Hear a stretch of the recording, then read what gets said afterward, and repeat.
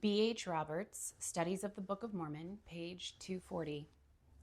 While this does not prove that the Book of Mormon was plagiarized from the view of the Hebrews, it does demonstrate that key elements of the story of the Book of Mormon, i.e., Native Americans as Hebrew descendants, ancient records of natives preserved, scattering and gathering of Israel, Hebrew origin of Native American language, etc., predated the Book of Mormon and were already among the ideas circulating among New England Protestant Americans.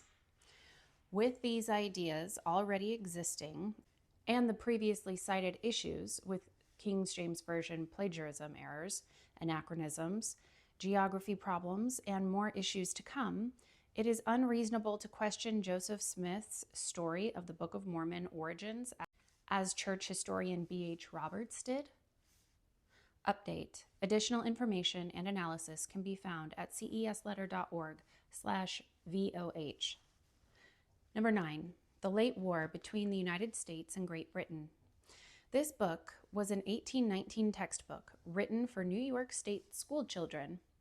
The book depicted the events of the War of 1812, and it was specifically written in a Jacobin English style to imitate the King James Bible. This affected scriptural style was calculated to elevate the moral themes, characters, and events depicted in the narrative to inspire the readers to patriotism and piety. Readers already accustomed to revere scriptural-sounding texts in the ancient Bible would be predisposed to revere this history book, which employs the same linguistic style.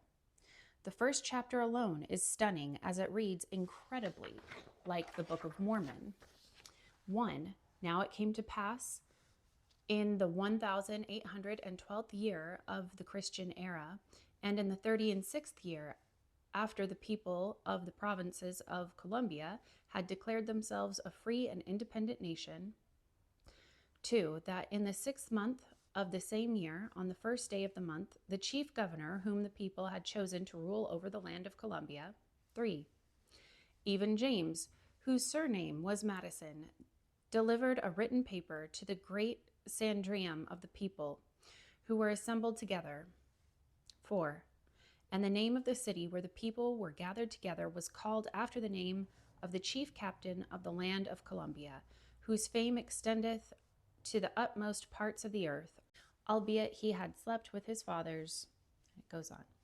In addition to the above King James Version language style present throughout the Book of Mormon, what are the following Book of Mormon verbatim phrases, themes, and storylines doing in a children's school textbook that was used in Joseph Smith's own time and backyard?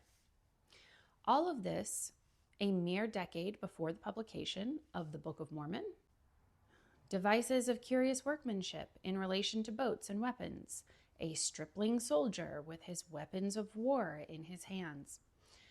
A certain chief captain was given in trust a band of more than 2,000 chosen men to go forth to battle, and who all gave their service freely for the good of their country.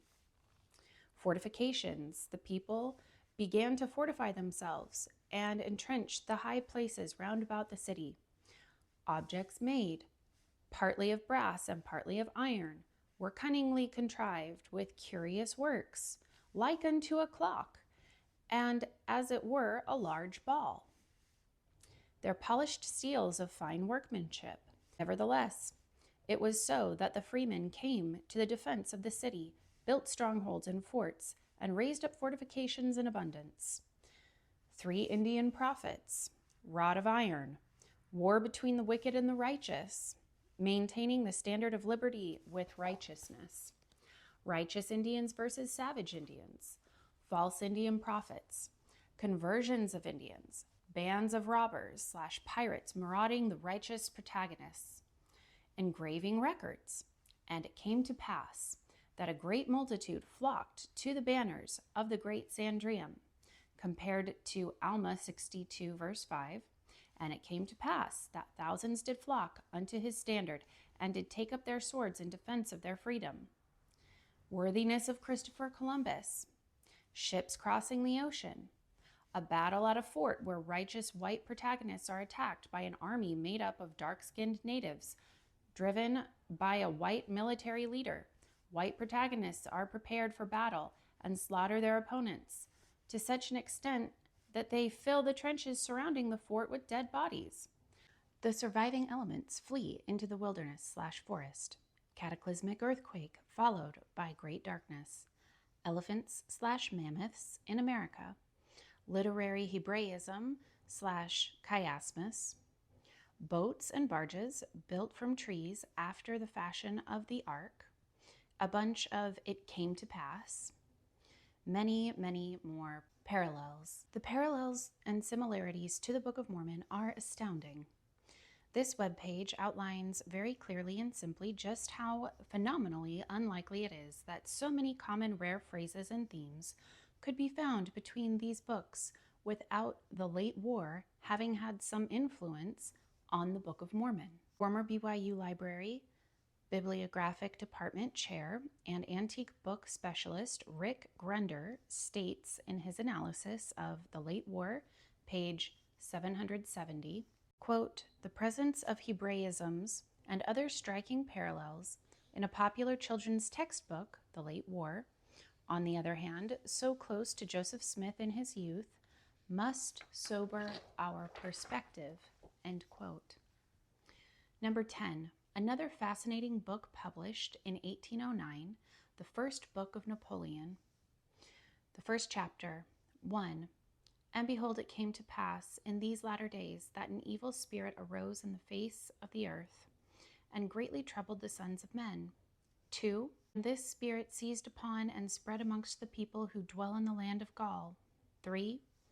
Now in this people the fear of the Lord had not been for many generations, and they had become a corrupt and perverse people, and their chief priests and the nobles of the land and the learned men thereof had become wicked in the imagines of their heart, and in the practices of their lives. 4. And the evil spirit went abroad amongst the people, and they raged like unto the heathen. And they rose up against their lawful king, and slew him, and his queen also, and the prince their son, yea, verily, with a cruel and bloody death. 5. And they moreover smote with a mighty wrath the king's guards, and banished the priests and nobles of the land, and seized upon and took unto themselves their inheritances, their gold and silver, corn and oil, and whatsoever belonged unto them. 6. Now it came to pass that the nation of the Gauls continued to be sorely troubled and vexed, and the evil spirit whispered unto the people, even unto the meanest and vilest thereof. And it continues on. It's like reading from the Book of Mormon.